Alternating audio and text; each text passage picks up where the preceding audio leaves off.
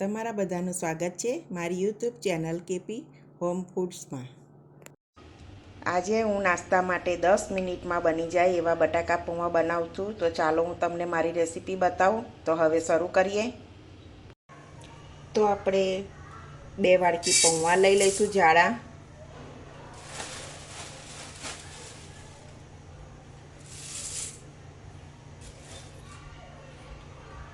એક બટાકો, 2 ડુંગળી લીધી, 2 મરચાં લીધા છે, મીઠો લીમડો લીધો છે, પૌવા લીધા છે। તો પૌવા ધોઈ લઈએ આપણે, હળવે હાથે ધોઈ લેવાના।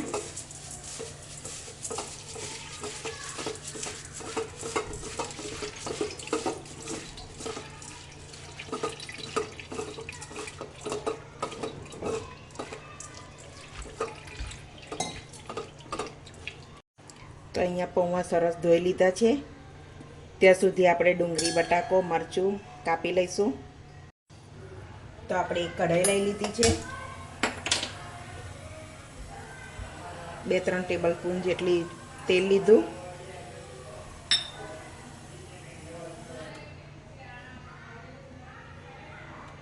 એને ગરમ થવા દઈશું।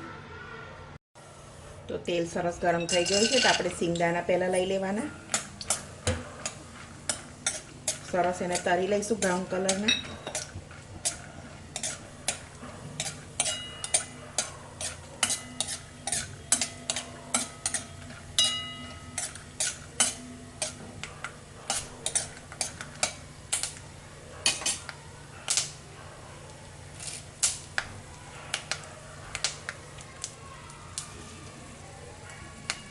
સરસ પકડી ગયા છે સિંગદાણા।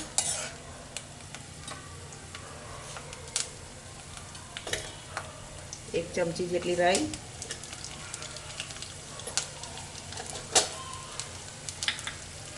થોડું જીરું, લીલા મરચાં, મીઠો લીમડો,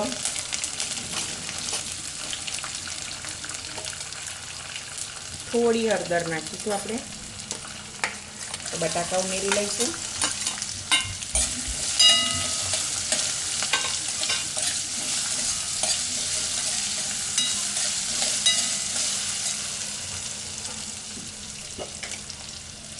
થોડું સ્વાદ પ્રમાણે મીઠું,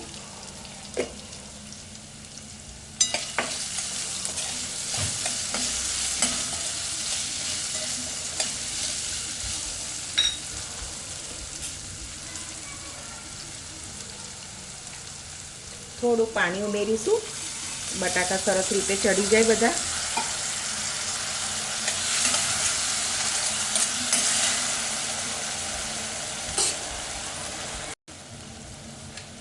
તો હવે એને આપણે થોડી વાર ઢાંકી દઈશું।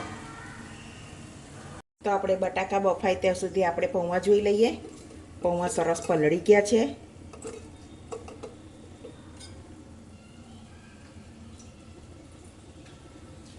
એને થોડું થોડું પાણી છાંટી લઈશું આપણે ઉપર।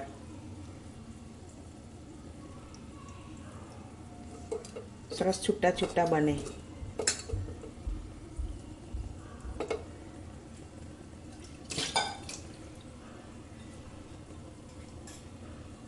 હવે એમાં અડધી ટેબલ સ્પૂન જેટલી હળદર,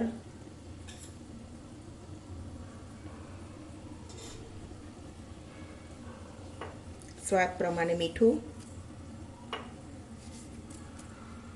2 ચમચી જેટલી ખાંડ, 1 લીંબુનો રસ,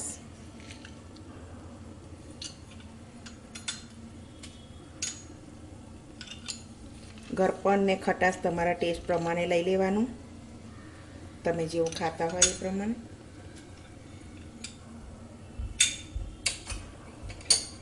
પછી મિક્સ કરી લઈએ એવું।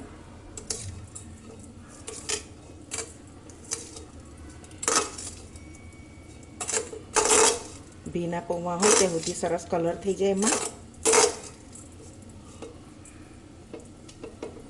તો હવે આપણે બટાકા જોઈ લઈએ।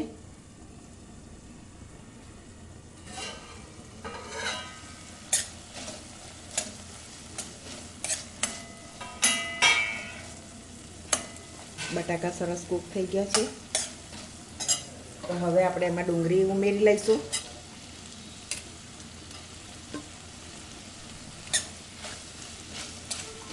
બરાબર મિક્સ કરી અને પણ 5 મિનિટ સુધી ચડવા દઈશું ડુંગળીને.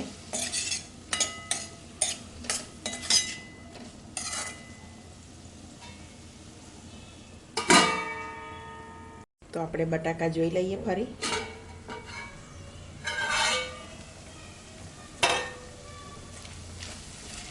સરસ કૂક થઈ ગયું છે બંને. હવે આપણે પૌવા ઉમેરી લઈશું અંદર.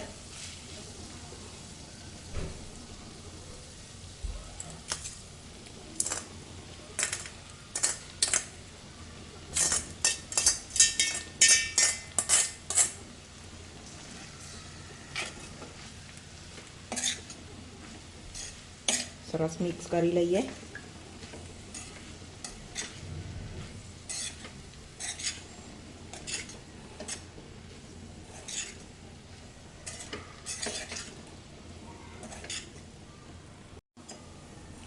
સરસ મિક્સ થઈ ગયા છે બટાકા પૌવા. થોડા ધાણા સ્પ્રિંકલ કરી લઈશું. મસ્ત બનીને રેડી છે. તો હવે આપણે એક બાઉલમાં કાઢી લઈએ. તો તમને આ મારી રેસીપી કેવી લાગી મને કોમેન્ટમાં જરૂરથી જણાવજો. અને જો રેસીપી ગમી હોય તો વિડીયોને લાઈક કરજો, શેર કરજો અને મારી ચેનલને સબસ્ક્રાઈબ કરજો. તો હવે મળીશું એક બીજી રેસીપીમાં. ત્યાં સુધી બધાને જય સ્વામિનારાયણ.